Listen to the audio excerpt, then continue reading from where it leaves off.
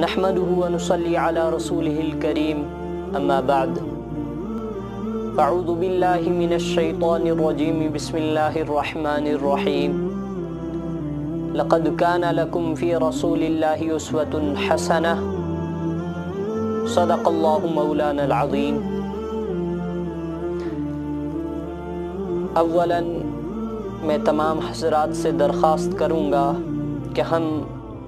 اپنے دل پر ہاتھ رکھ کر نبی اکرم صلی اللہ علیہ وسلم کی ذات اقدس کے لیے درود شریف ایک مرتبہ پڑھ لیں۔ اللہم صلی علی سیدنا محمد وعلی آل سیدنا محمد النبی الامی وعلی آلہ وسلم تسلیما۔ محترم و مکرم سامعین کرام،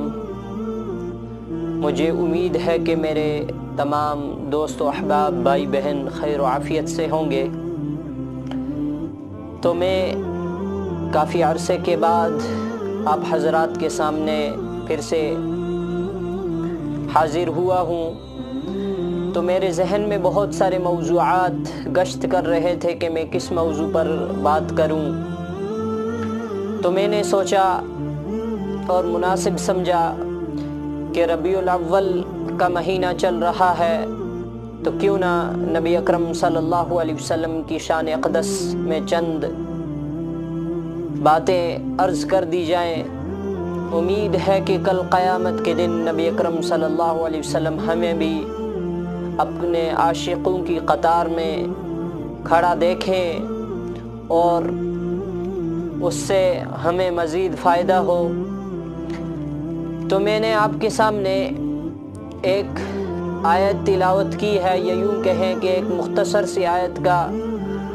ٹکڑا پیش کیا ہے، جس میں اللہ تعالیٰ فرماتے ہیں کہ نبی اکرم صلی اللہ علیہ وسلم کی ذات تمہارے لیے بہترین نمونہ ہے۔ اس کا مفہوم و مقصد یہی ہے اس آیت کا کہ ہمارے لیے نبی اکرم صلی اللہ علیہ وسلم کی ذات زندگی گزارنے کے لیے بہترین نمونہ ہے، کہ ہزاروں کروڑوں رحمتیں نازل ہو نبی اکرم صلی اللہ علیہ وسلم کی قبر اطہر پر، روضہ اطہر پر۔ تو میں آپ سامعین کے سامنے تھوڑی دیر کے لیے نبی اکرم صلی اللہ علیہ وسلم کی ذات عالی کے متعلق چند باتیں عرض کروں گا، امید ہے کہ آپ کو مناسب معلوم ہوں گی۔ اولاً نبی اکرم صلی اللہ علیہ وسلم جب اس دنیا کے اندر تشریف فرما ہوئے تو یہ دور بہت بگاڑ کا دور تھا۔ وہ دور کچھ ایسا دور تھا کہ بالکل تاریخ کے اندر آتا ہے کہ سب سے زیادہ اگر گمراہی کسی دور کے اندر تھی تو وہ اسی دور میں تھی جب نبی اکرم صلی اللہ علیہ وسلم اس دنیا میں تشریف فرما ہوئے۔ تو آپ صلی اللہ علیہ وسلم کی ذات جب اس دنیا میں آئی، یعنی کہ آپ صلی اللہ علیہ وسلم کی بعثت مبارک ہوئی، تو اس وقت اس دنیا کا کچھ دور ایسا تھا کہ شراب نوشی، اس کے بعد جوا، چوری، زنا، قتل و غارت گری، یہ بالکل عام سی باتیں تھیں جیسے کہ آج ہے۔ تو پھر نبی اکرم صلی اللہ علیہ وسلم نے محنتیں کی صحابہ کے ساتھ مل کر، تو وہی بگڑی ہوئی قوم ایسی بنی کہ جس نے پوری دنیا کے اندر اسلام کو پھیلایا۔ دنیا کے ہر کونے میں ہم اور آپ جائیں گے اگر، تو ہم دیکھیں گے کہ کہیں نہ کہیں ہر کونے میں کسی نہ کسی صحابی کی قبر مبارک ملتی ہے۔ گویا کہ ہر صحابی جب نبی اکرم صلی اللہ علیہ وسلم سے صحبت یافتہ ہوا تو پھر اس کے بعد جو انہوں نے محنتیں کی دنیا کے اندر، کہ دنیا کے اندر گھوم گھوم کے پھر کے دین کو دنیا کے اندر پھیلایا۔ تو آج ہم اور آپ دیکھیں کہ آج آئے دن خبریں ملتی رہتی ہیں کہ فلاں ملک والوں نے نبی اکرم صلی اللہ علیہ وسلم کی شان عالی کے اندر گستاخیاں کی ہیں، فلاں صدر نے فلاں موقع پر نبی اکرم صلی اللہ علیہ وسلم کے متعلق جو ہے ایسی قسم کی گفتگو کی ہے، نازیبہ گفتگو کی ہے، گستاخی کی ہے۔ آئے دن یہ خبریں ملتی رہتی ہیں، مگر ہم مسلمان اگر ہم اپنے دل پر ہاتھ رکھ کر یہ بات سوچیں کہ اگر ہم بہرحال ان لوگوں میں نہیں آتے، اور اللہ نہ کرے ان لوگوں میں ہمارا کبھی نہ کبھی شمار ہو کہ قصداً یا سہواً ہماری زبان سے نبی اکرم صلی اللہ علیہ وسلم کے متعلق ایسے کلمات نکل جائیں، تو اس سے پہلے ہمیں موت آ جائے، اس سے پہلے اللہ تعالی ہمیں اس دنیا سے لے چلے، تو خیر کہنے کا مقصد یہ ہے کہ اگر بظاہر ہم اپنی زبان سے کچھ کرتے تو نہیں، کہتے تو نہیں نبی اکرم صلی اللہ علیہ وسلم کی ذات عالی کے متعلق، مگر ہمارے اخلاق و کردار ایسے ہیں کہ آئے دن ہم نبی اکرم صلی اللہ علیہ وسلم کے دل کو دکھا رہے ہیں، ہمارے کرتوت، ہمارے اعمال نبی اکرم صلی اللہ علیہ وسلم کی سنتوں کو تار تار کر کے دفن کر رہے ہیں، ان کے جو ہے سنتوں کا جنازہ ہماری زندگیوں سے نکلتا جا رہا ہے۔ حالانکہ ہم دیکھیں کہ نبی اکرم صلی اللہ علیہ وسلم کس قدر اس امت کے لیے روئے، ہمارے لیے روئے، کہ آخری موقع پر بھی نبی اکرم صلی اللہ علیہ وسلم نے جب اس دنیا سے تشریف لے جانے کا جب ارادہ کیا تو آخری جو الفاظ تھے آپ کی زبان مبارک پر وہ امتی امتی کے الفاظ تھے، میری امت میری امت، اور پوری عمر نبی اکرم صلی اللہ علیہ وسلم اس امت کے لیے روئے۔ اور آج ہم کیسے امتی ہیں کہ چہروں پر داڑھیوں کو سجانا ہمیں ناگوار محسوس ہوتا ہے، کہ حالانکہ یہ صحیح حدیث کے اندر آتا ہے کہ بڑے کبیرہ گناہوں میں سے ایک کبیرہ گناہ ہے کہ شلوار پیجامے کو ٹخنوں سے نیچے لٹکانا۔ تو ہم دیکھیں کہ ہمیشہ ہم یہ سوچتے ہیں، ہم یہ چاہتے ہیں کہ ہمارے ٹخنے ڈھکے رہیں، اس چیز کو دقیانوسی سمجھا جاتا ہے، اس سنت کو اپنانے والوں کو عجیب و غریب قسم کے طعن و تشنیع کا نشانہ بنایا جاتا ہے۔ خیر، تو آئے دن ہم جو ہے نبی اکرم صلی اللہ علیہ وسلم کی کسی نہ کسی سنت کو پامال کر بیٹھتے ہیں، اور ہماری جو ہے بالکل ہماری سروں پر جوں بھی نہیں رینگتی،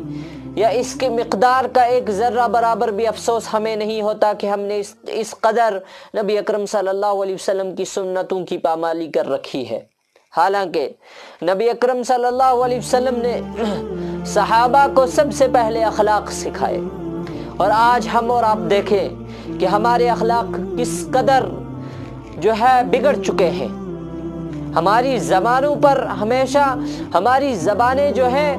ایسی ہو چکی ہیں کہ جیسے خنجر کا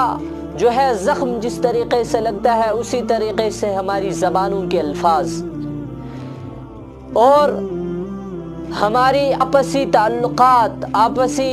قرب کس قدر جو ہے بگڑ چکا ہے کہ بھائی بھائی کا نہیں، والدین کے ساتھ ہماری بدسلوکیاں، بھائی بہنوں کے ساتھ ہماری بدسلوکیاں، اور پڑوسیوں کے ساتھ ہماری بدسلوکیاں، آئے دن جو ہے کیسی کیسی خبریں ملتی رہتی ہیں کہ کسی پڑوسی نے کسی دوسرے پڑوسی کو ایسے جو ہے اس کے اوپر حملہ کر دیا، اس کو جو ہے تکلیف پہنچائی۔ یہ کیوں ہو رہا ہے؟ حالانکہ نبی اکرم صلی اللہ علیہ وسلم کے پڑوسیوں کے متعلق ارشادات کہ اگر تمہارا پڑوسی غیر مسلم بھی ہو تب بھی تم اس کے ساتھ حسن سلوک کا معاملہ کرو، اس کے ساتھ حسن سلوک کے معاملے کے ساتھ پیش آؤ۔ اور آج پڑوسیوں کی تو دور کی بات، ہم اپنے مسلمان بھائیوں کے ساتھ حسن سلوک کرنا بھول گئے۔ ہمارے چہروں سے معلوم ہوتا ہے کہ ہم نبی اکرم صلی اللہ علیہ وسلم کے ماننے والے بالکل بھی نہیں ہیں۔ ہمارے لباس سے معلوم ہوتا ہے کہ ہم نبی اکرم صلی اللہ علیہ وسلم کے ماننے والوں میں سے بالکل نہیں ہیں۔ ہمارے اخلاق و کردار سے معلوم ہوتا ہے کہ ہم نبی اکرم صلی اللہ علیہ وسلم کے ماننے والوں میں سے نہیں ہیں۔ آخر کیا وجہ ہے؟ یہ چہرہ لے کر کل قیامت کے دن ہم کیسے نبی اکرم صلی اللہ علیہ وسلم کا سامنا کریں گے کہ جس چہرے پر نبی اکرم صلی اللہ علیہ وسلم کی سنت نہیں؟ یہ سب باتیں کیوں کر ہو رہی ہیں؟ کیونکہ ہم یہ سوچتے ہیں کہ دنیا ہی کے اندر ہمیں رہنا ہے، ہمیں اس دنیا سے جانا ہی نہیں ہے، ہمیں موت آئے گی ہی نہیں، مگر یہ سراسر گمراہی ہے۔ ہم سراسر جو ہے گمراہی کے اندر بھٹک رہے ہیں، ہم سراسر لاپرواہی کے اندر بھٹک رہے ہیں۔ ایک نہ ایک دن اس دنیا سے چلے جانا ہے۔ کیا ہم سے اللہ تعالیٰ یہ نہ پوچھیں گے کہ جس حبیب کے لیے میں نے دنیا اور آسمان کو بنایا، اس کی سنتوں کا جنازہ نکال کر تم آ رہے ہو؟ کیا نبی اکرم صلی اللہ علیہ وسلم ہم سے سوال نہیں کریں گے کہ تم میری سنتوں کو اپنا نہ سکے، تمہیں میری سنتوں کو اپنانے سے شرم آتی تھی، آج کس چہرے کو لے کر تم میرے سامنے آئے ہو؟ اگر یہ کہہ دیا نبی اکرم صلی اللہ علیہ وسلم نے کل قیامت کے دن، تو اس وقت ہم کہاں جائیں گے؟ اس وقت تو یہ بھی نہیں کہہ سکیں گے کہ زمین پھٹے اور اس میں کیا ہو جاؤں، دھس جاؤں۔ اللہ نہ کرے وہ دن ہمارے سامنے آ جائے۔ تو بہتر یہی ہے کہ اس دن کے آنے سے پہلے ہی ہم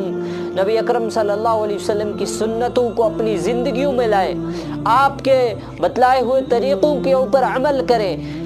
جو آدمی چاہے کہ میں دنیا کے اندر کامیاب ہو جاؤں، میں دنیا کے اندر صحت مند ہو کر زندگی گزاروں، کامیاب ہو کر زندگی گزاروں، ایک اچھے نام کے ساتھ زندگی گزاروں، تو اس کو چاہیے کہ نبی اکرم صلی اللہ علیہ وسلم کی سنتوں کے اوپر 100% عمل پیرا ہو جائے۔ اور یہ سنتیں ایسی ہیں کہ اس ایک ایک سنت کے اندر ہزار در ہزار کیا ہے، حکمتیں چھپی ہوئی ہیں۔ آج سائنس وہاں جا کر پہنچی ہے کہ جس مرحلے پر وہ کہتے ہیں کہ نبی اکرم صلی اللہ علیہ وسلم کی سنتوں